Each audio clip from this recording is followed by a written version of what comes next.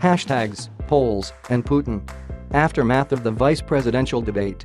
The vice presidential debate may be in the books, but the post-debate spin goes on. The Trump and Clinton campaigns both declared victory on Wednesday morning.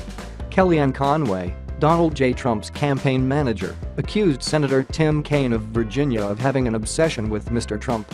For his part, Mr. Trump, who repeatedly interrupted Hillary Clinton during the first debate, said that Mr. Kaine's constant interruptions of Mr. Pence should not have been allowed, but that his running mate won big anyway. Mrs. Clinton's team seized on Mr. Pence's strategy of appearing to forget much of what Mr. Trump has said on the campaign trail and criticized Mr. Pence with a video mashup featuring him denying statements that his running mate has made publicly.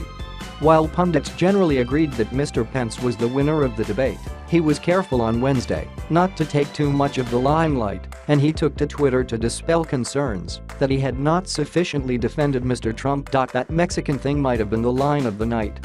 The early favorite for most memorable debate moment was Mr. Pence's use of the phrase "that Mexican thing."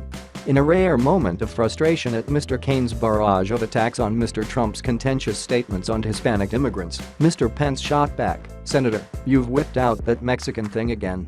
The line number "that Mexican thing" quickly became a popular hashtag on social media, where Mr. Pence was criticized for showing the lack of sensitivity. Mr. Pence went on to make the case that Mr. Trump's focus has been on immigrants who are in the United States illegally. Yes, Ohio is still up for grabs. Recent polls of Ohio voters have shown that the Buckeye state might be slipping away from Mrs. Clinton's grasp, but a Monmouth University survey released on Wednesday shows that the Democratic nominee still has a chance there. A poll of likely voters showed that 44% back Mrs. Clinton and 42% support Mr. Trump. Mrs. Clinton had a 4-point advantage in August. The poll had a margin of error of plus or minus 4.9 percentage points. After showing signs of struggling in Ohio, it appeared that Mrs. Clinton might be giving up in the crucial swing state. However, she is making another push and plans to campaign with President Obama in Cleveland on Friday. According to the Monmouth poll, she is not doing as well as Mr. Obama did in 2012 with minority voters, so their joint appearance could help her solidify that base of support. But Trump's wobbles are worsening elsewhere. The next pivotal moment in the race arrives on Sunday night when Mr. Trump and Mrs. Clinton hold their second debate. Republicans have been on edge since Mr. Trump's uneven first debate and his erratic behavior in the aftermath of that performance.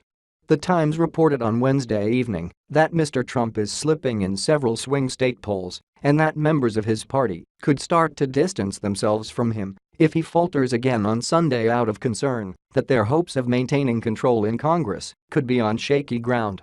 Independents, in particular, have been especially turned off by Mr. Trump in the last week, and there is growing concern about an exodus of female voters. And what about that Russian romance? Mr. Trump has heaped praise on Vladimir Putin for months, calling him a strong leader and a potential ally. Mr. Pence struck a different note on Tuesday night, describing the Russian president as a small and bullying leader who the United States should not hesitate to confront.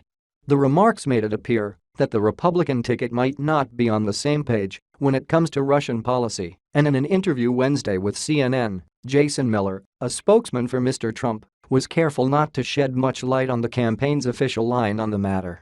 "We have to be able to stand up to foreign leaders," Mr. Miller said. "There's also no reason why we can't work with foreign leaders, for example to defeat ISIS." The Kaine and Pence show was not must-see TV. New data from Nielsen showed that the vice presidential debate drew 37 million television viewers, the smallest audience since Dick Cheney and Joe Lieberman debated in 2000. Although that does not capture people who viewed the proceedings online, it paled when compared to the first presidential debate between Donald J. Trump and Hillary Clinton. That drew 84 million viewers, according to Nielsen. Mr. Pence and Mr. Kaine are both relatively mild-mannered candidates who are not overly combative, and their showdown lacked the fanfare that the top of the ticket has received. The most-watched vice presidential debate remains the one from 2008, when Sarah Palin took on then-Senator Joseph R. Biden Jr. In the meantime, Russia appears to be taking advantage of the period of uncertainty before the American presidential election to deepen its presence in Syria and its support of President Bashar al-Assad's government.